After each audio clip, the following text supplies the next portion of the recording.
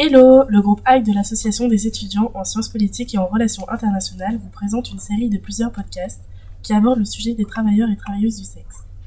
On a pu apercevoir à travers un sondage que l'on a réalisé et le micro-trottoir que vous avez pu voir, si vous ne l'avez pas vu, allez checker sur notre Instagram, que même si les gens se disent ouverts d'esprit, certains clichés restent gravés dans notre société. Être travailleur du sexe n'est pas un choix mais une obligation, c'est de l'argent facile, un niveau d'éducation bas, un rapport au corps mauvais, les maladies et une multitude d'autres préjugés qui nous ont été transmis. Nous avons essayé à travers nos podcasts de capturer la sincérité qui entoure ce corps de métier.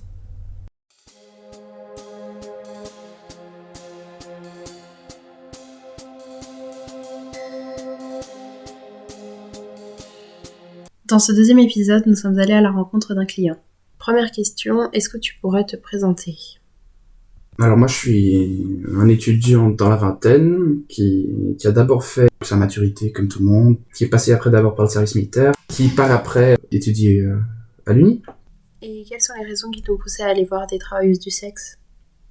Je vais donner le contexte, à savoir que j'ai eu un sale traumatisme étant plus jeune, on va dire sur une première aventure qui a été tournée en ma défaveur, en me ridiculisant à un point, enfin c'était du harcèlement jusqu'à là, où la fille l'a utilisé à un tel point que j'étais proche de vouloir me suicider, que j'ai été totalement dégoûté par le sexe féminin. C'est-à-dire que c'est pas dégoûté en soi, je veux pas, mais par le fait simplement que, pour moi, dans la tête, à un certain moment, ça m'a fait juste « all the women are the same », et pour me protéger, je pouvais avoir des courtes discussions, mais je me sentais pas du tout confortable, mais il y a un moment où je ne pouvais pas avoir ces discussions, parce que je me disais, elles sont toutes là pour me détruire ou d'une manière ou d'une autre, et c'est bête, parce que j'ai une petite sœur. Donc, je pouvais pas détester ma petite sœur, mais à un certain moment, j'avais quand même un problème, et c'est pour ça que j'ai aussi rejoint l'armée, parce que je me suis dit, bon, je vais m'entourer de testostérone et que de gars.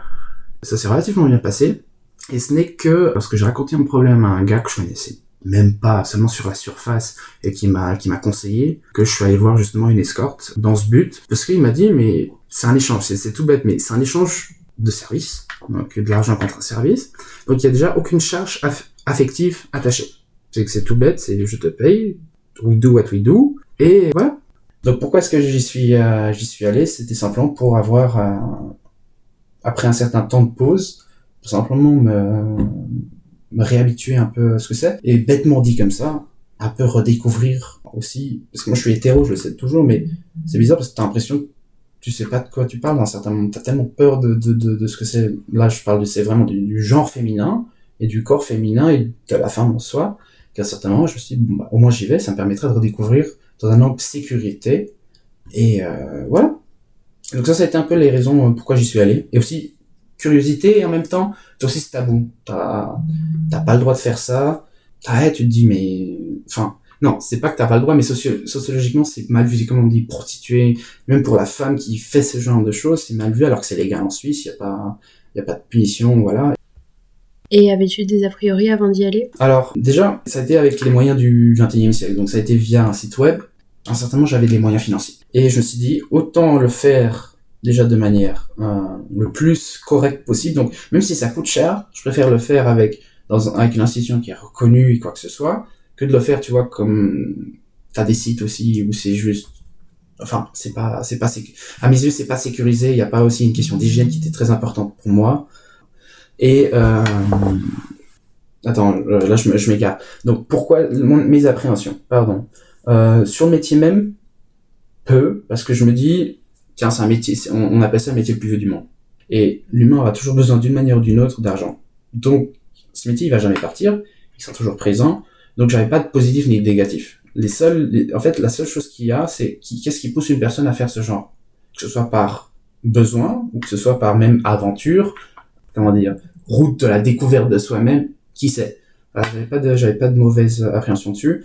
Que ce soit sur le métier et sur la personne même. Sur la personne même, moi je suis quelqu'un qui juge sur la personnalité, et donc non, j'y suis allé simplement neutre. Je me suis dit, et une fois après que j'ai fait l'expérience, je me dirais ouais, c'était positif ou négatif. Je me dis mais on va découvrir en fait ce milieu pas très connu, ce tabou de la société. Et comment avais-tu pris contact avec elle ? J'ai regardé un peu, j'ai tourné curieux, mais je me disais toujours, parce que moi quand je faisais l'armée, j'étais loin, c'est-à-dire que j'étais loin de chez moi, et vu que je veux pas rencontrer mon cercle social, ou en tout cas une personne que je risquerais de rencontrer sur ce milieu, ouais, j'ai décidé de simplement trouver un point entre, là je dis la caserne, le chez moi, et sur cette route, entre deux, j'ai trouvé un point où le faire. Et je l'ai fait via un site web, j'ai découvert via un site web, c'était clean, pour moi c'était vraiment les choses, parce qu'à savoir sur le site, je peux le donner, hein, c'est Be My Girl, sur le site même, c'est les escortes elles-mêmes qui publient toutes leurs informations. Donc, et c'est des photos officielles, donc il y a pas de manipulation. Parce que aussi c'est un secteur qui est relativement gris au niveau de la loi même et au niveau de la sécurité. Donc moi j'avais déjà peur. Imagine, je rentre dans une salle et en fait c'est même pas une fille qui m'attend, c'est deux gars qui viennent me détrousser. Donc d'une manière ou d'une autre, ouais, j'ai vraiment tout analysé. Et est-ce que tu as essayé plusieurs approches avant de rencontrer la personne la plus adéquate? C'est marrant, mais la première était pour moi la plus symbolique. Je vais te citer un peu comment ça s'est passé. Donc déjà, ça se passe dans un appartement. Donc c'est souvent, j'ai discuté après, hein, mais souvent c'est des appartements qui sont loués pendant un certain temps. C'est marrant parce que c'est même parfois les mêmes appartements, mais par des personnes différentes. Donc ça revient souvent. Okay, c'est qu'un appartement qui appartient vraiment au site internet qui loue aux filles qui travaillent dessus? Justement pas. C'est-à-dire que c'est bêtement, mais j'ai eu 2 aventures avec dans un même appartement par 2 personnes différentes. Donc, moi, je sais pas comment ça se passe, mais j'en présume que c'est des appartements qui sont mis à louer sur des termes qui sont courts, pas sur site internet, parce qu'elles sont vraiment indépendantes. Et, à ce moment-là, c'est souvent des appartements, je pense que le proprio le sait vers quel client ces appartements sont tournés, et à la fin, ça se fait de bouche à oreille. Mais, donc, pour revenir, ma première fois, ça a été tout bête. Déjà, je te mets un peu dans le mindset qui m'est venu. Moi, j'avais vu ça comme si tu allais un peu dans les films romantiques comme un date, c'est-à-dire je m'étais préparé, parfumé, douché 3 fois, tout fait, mais parce que tu te dis c'est un échange, mais même moi j'étais tellement à l'ouest de comment j'allais m'y reprendre, donc je me dis autant tu feras bien, même trop bien pour quelque chose que tu payes, mais voilà, il y aura pas de négatif, et donc j'y vais. En plus c'est ces appartements où là tu dois appuyer sur une sonnette. Donc tout le long, bon, je la contactais via, mais c'était des comptes professionnels. Et j'arrive, elle était habillée, mais on va dire léger. Déjà, je suis sûr que c'est la bonne personne. Oui, c'est la bonne personne, tout se passe bien. Elle propose à boire, et moi je m'assieds juste sur le sofa qui est près de l'entrée, et je lui dis, regarde, j'aimerais d'abord t'expliquer qui je suis, ce qui s'est passé, pourquoi je suis là, et après tu fais ton a priori si tu veux continuer ou pas. J'accepte toute réponse. Pendant que je faisais ça, j'avais posé 400 francs pour l'heure sur la table du salon, et je mets tout bêtement dans le sofa et j'explique mon histoire.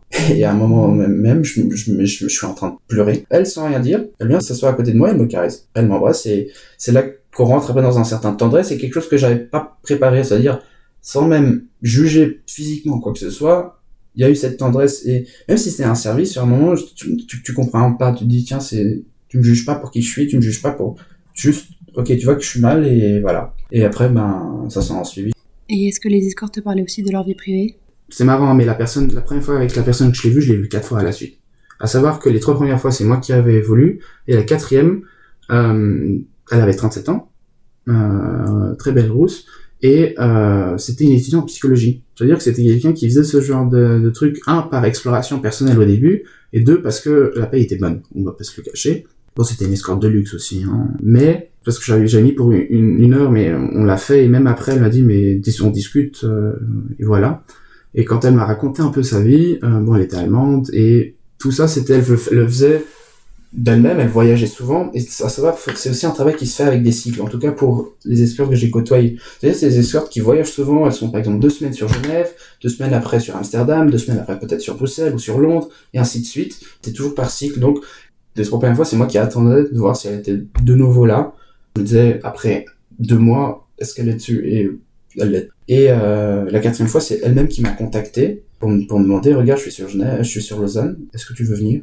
C'était assez intéressant. Je pense quelque chose que beaucoup d'autres personnes ne peuvent pas dire avoir fait dans ce milieu. Il y avait je sais qui c'était, mais sans rentrer plus dans les détails. C'est-à-dire, sur le temps qu'on a passé, ça se passait, mais après je l'ai plus revu, j'ai plus non plus voulu la contacter parce que j'acceptais, je l'ai compris comme ça. J'ai compris cette dernière fois. As-tu toujours vu la même personne? Et si oui, c'était un souhait ou par défaut? Là, je sais pas, je dis juste, je l'ai fait approximativement une dizaine de fois. C'est-à-dire que bon, déjà, le prix, c'est entre 300 et 400 l'heure. Moi, je pars du principe que j'ai facilement mis 4000 à 4500 francs dedans. Ce qui, pour moi, à ce moment-là, était pas beaucoup et ne me gênait pas du tout. J'ai vu une personne que j'avais citée 4 fois, et sinon, d'autres personnes, c'était plus par exploration. J'ai pu m'amuser, j'ai pu explorer énormément de la sexualité. Si j'avais pas eu les moyens, j'aurais jamais pensé quoi que ce soit que ça aurait été possible. Ouais, ça a été des séances, quoi. D'éducation, si on peut le dire. Voilà. Oui, ça a été, comme on va dire, t'as découvert quelque chose. T'as découvert the good, the bad and the ugly. Combien de fois en as-tu vu et sur quelle période de temps? Alors, on peut pas. C'est-à-dire que moi, j'ai fait 2 ans et demi d'armée. Sur les 2 ans, on va mettre.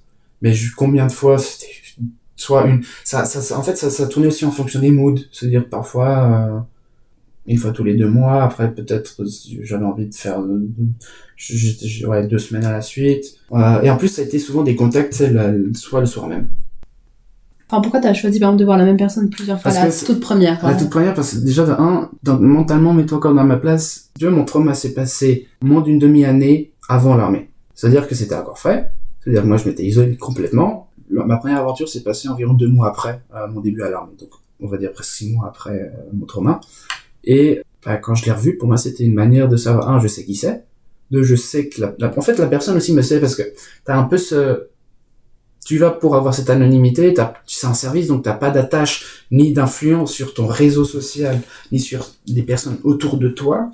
Mais en même temps, la personne, mets-toi à sa place aussi, elle dit, j'ai un client, je sais pas à quoi ce qu'il ressemble. Bon, j'ai peut-être une photo WhatsApp, mais qui sait que c'est fait une fausse? Enfin, je m'imagine aussi dans leur milieu, c'est pas un milieu qui est sûr. Donc l'idée que moi je sache qui c'est, et elle, peut-être qu'elle sache qui c'est, moi ça me rassurait aussi. Pour moi, ça me faisait c'était un peu comme si t'allais voir ton médecin ou quoi que ce soit. Donc ouais, cette familiarité. Après, les autres personnes, c'était juste quand j'ai changé, c'était juste par curiosité. Je dois vraiment vivre des aventures et essayer des choses. Donc, ouais. La première fois, c'était purement parce que c'était une personne, qui m'a aussi énormément fait du bien. Ça, je me dis, les premières fois, je me disais, je l'attendais. C'est-à-dire que j'attendais qu'elle revienne sur Genève, et elle revenait d'ici 1 ou 2 mois. Et je me dis, je vais lui demander, et elle savait directement, si je la contactais, elle savait directement qui j'étais. Donc oui. Tu as pas que entretenu, on va dire, une relation sexuelle, mais aussi sur le plan psychologique. Après, c'est-à-dire que c'était tout bête, mais j'avais beau peut-être payer pour 1 heure, on le faisait, mais après elle me disait, je lui disais, j'ai bientôt fini, il va falloir que je parte. Elle me dit, t'inquiète. Et après, on était tous les deux dans le lit en train de discuter. Donc moi, j'ai appris énormément sur elle, mais seulement sur ce qu'elle laissait paraître, mais j'étais aussi curieux sur, est-ce que t'as déjà eu des mauvaises aventures? Parce que moi, je me dis, mais c'est pas tous les jours que tu peux discuter avec une personne qui fait ce genre de métier. Je vais pas parler en son nom, mais c'est là aussi j'ai eu un peu sa perception de ce qu'elle faisait. Oui, je discutais avec c'est bête, mais pour moi, c'est une des personnes. C'est marrant, mais même dans le civil, on juge tellement sur le physique, alors que cette personne-là, marginalisée par la société, ne m'a jamais jugé physiquement, ou même psychologiquement, ou sur quoi que ce soit. Elle écoutait d'abord, et après, c'est la personne. C'est pas le métier qu'il fait, mais c'est la personne même derrière ce métier. Mais même quand je lui ai raconté l'histoire, la première fois, elle m'a pas demandé plus de questions. Elle m'a juste caressé et pris dans ses bras. Pour quelqu'un qui, moi à ce moment-là, j'avais jamais imaginé que quelqu'un pourrait faire ça. Je me suis dit, mais t'es un ange, non mais c'est tellement bête. Et même aujourd'hui, c'est bête, mais bon, là je suis bien entouré, j'ai pas de problème, et j'ai passé ce truc, mais même aujourd'hui, je sais pas, moi c'est même ce tactile, c'est-à-dire ce tactile, moi je très peu, où tu t'attends pas à ce que quelqu'un soit aussi tactile avec toi, t'entendrais sur un moment où tu te dis, mais souvent c'est que la parole ou l'écoute qui change. Non. Et ça me toujours maintenant, j'imagine, je revis le moment sur le moment même. Ouais. Et avec un peu de recul, que t'as apporté cette expérience? Je pense que, déjà, moi je pars du principe, la sexualité fait partie d'une certaine santé, psychologique et physique. Et donc, t'as certaines personnes qui sont tellement marginalisées, que ce soit physiquement ou psychologiquement, et qui ne peuvent se tourner vers qui ou quoi, ou même moi à ce moment-là, si j'avais jamais eu ça, je serais peut-être encore ici à te discuter avec 3 mètres de distance, peut-être 4 secondes, peut-être 4 petites réponses courtes, et après, une fois qu'on a fini, je me casse. Ouais, ça aurait été extrêmement compliqué. Moi, c'est bête, mais j'ai redécouvert le corps de la femme, et je pense que j'en aurais jamais eu d'opportunité, comme ça. C'est-à-dire que, il y a un moment où ça a débloqué, ça s'est calmé, ça s'est posé, mais imagine-toi même socialement, sans ça, comment est-ce que tu veux redécouvrir le corps d'un autre genre, ou même, je sais pas, ou bien faut tomber sur la bonne personne qui ne juge pas. Et pour moi, en tout cas, ça m'a rendu cette possibilité. Et je le dis, que ce soit même pour des personnes qui ont des difficultés avec leur corps ou quoi que ce soit, on ne sait pas à quel point cette tendresse pendant le rapport peut mettre tellement en confiance une personne et faire du bien. Si c'est bien fait. Mm-hmm. Parce qu'après, moi, j'ai eu aussi des moments où la personne, tu voyais très bien qu'elle était juste là pour l'argent, elle avait pas envie.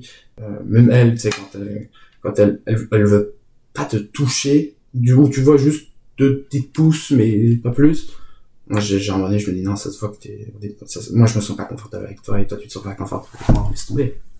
Donc oui, je le conseillais, ça dépend pour qui, ça dépend avec qui, et ça dépend à quel moment. Je pense, oui, je le conseille pour mon aventure. Peut-être que je le conseille pas pour quelqu'un qui n'a pas les mêmes challenges ou qui n'a pas eu le même background que moi. Je te dis juste un truc maintenant. C'est-à-dire, moi maintenant, même si je suis dans le dating, j'ai beau avoir Tinder ou Bumble ou Fruit, c'est bête, hein, mais physiquement, je peux trouver une personne attractive, mais je sais que 100%, en fait, j'ai eu droit à un certain moment, pendant mes aventures, je pouvais choisir, en fait, c'était bête, c'est horrible de le dire, mais tu peux choisir vraiment le type que tu veux. C'est comme si tu te retrouves devant Tinder et tu te dis, oui, avec elle j'aurai un rapport. Et même si j'ai eu des mauvaises surprises ou quoi que ce soit, t'as encore cette idée de choix, de facilité, d'accès, comme sur un menu, c'est horrible de le dire comme ça. Et j'ai eu des aventures avec, je considère personnellement, des Vénus. C'est-à-dire vraiment des beautés où je me dis, physiquement, enfin, où je suis actuellement, je n'aurais peut-être pas le droit d'accès. It's out of my reach. Et là, j'ai eu tout mon fun.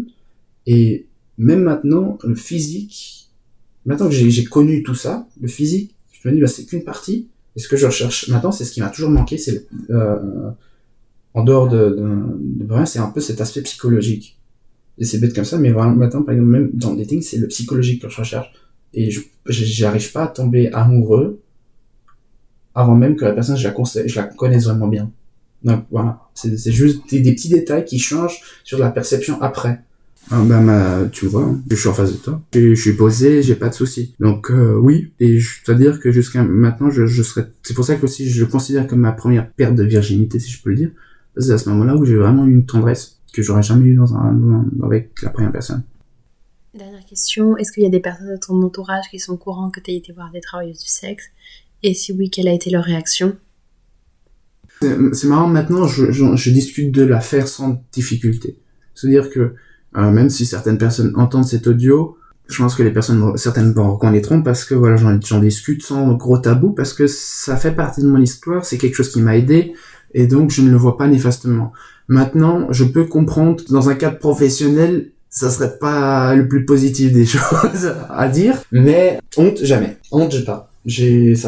Ça fait partie de moi, j'ai grandi, j'ai eu maintenant, ça m'a permis de grandir, ça m'a permis de maturer et de me retrouver sainement. Donc non, maintenant voilà, je me dis pour les personnes même, je les respecte énormément pour moi c'est un peu comme le super-héros qui met son masque, c'est-à-dire je les connais juste lors de ce qui s'est passé, en dehors de là, non. Et ça ne me regarde pas, voilà, c'est leur vie et vice versa. J'ai pas d'appréhension, quoi que ce soit, je reste toujours, je suis encore neutre. Sur mon histoire, c'était positif, mais après, je peux pas dire pour d'autres personnes quoi que ce soit. Faudrait que la personne même découvre. Peut-être pas en ayant le porte-monnaie qui à la fin finit vide, mais oui. Si vous avez le moyen. Et quand t'en parles, par exemple, à tes amis, ils sont assez curieux ou... Curieux, oui, en face à moi, mais après, je le raconte. C'est-à-dire que là, par exemple, je t'ai donné le contexte derrière. Donc tout dépend de la manière dont Pourquoi? Je te l'explique. Je me vante pas, mais parfois t'as juste des gars qui veulent juste savoir avec qui je l'ai fait, et ça, je le raconte pas, parce que je me dis, mais t'es là pour savoir quoi? Mon score? Enfin, alors que non, on peut même pas parler de score, j'ai payé pour. Donc, tu vois quand je dis de score, c'est horrible ce que je veux dire. Enfin, c'est quoi l'intérêt? Si c'est un intérêt comme tu le fais maintenant, volontiers j'en discute. Si c'est une certaine volonté, curiosité, aussi. Si c'est maintenant pourquoi? Pour dire, un peu ce machisme du genre, je suis une bête de ligne, non? J'ai juste fait un rapport, c'est tout, j'ai payé pour, et je m'arrête là. Tout dépend vraiment, du qui, comment.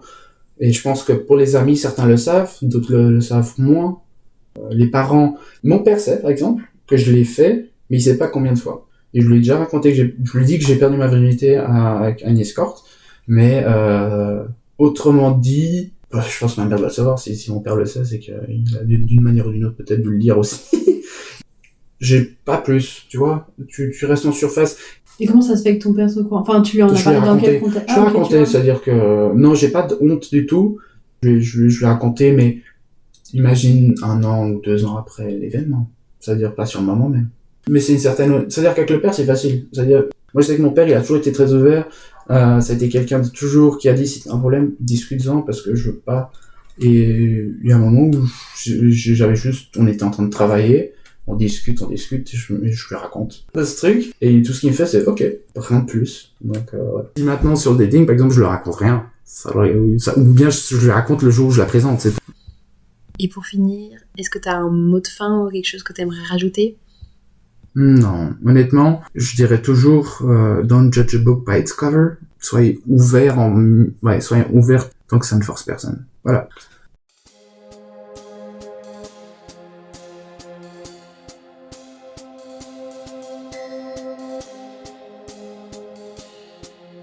Nous voilà déjà à la fin de ce podcast. Si vous avez aimé, n'hésitez pas à le partager autour de vous. Merci de nous avoir écoutés. Si vous désirez plus de renseignements, vous pouvez aller sur notre Instagram groupeact.aesprit.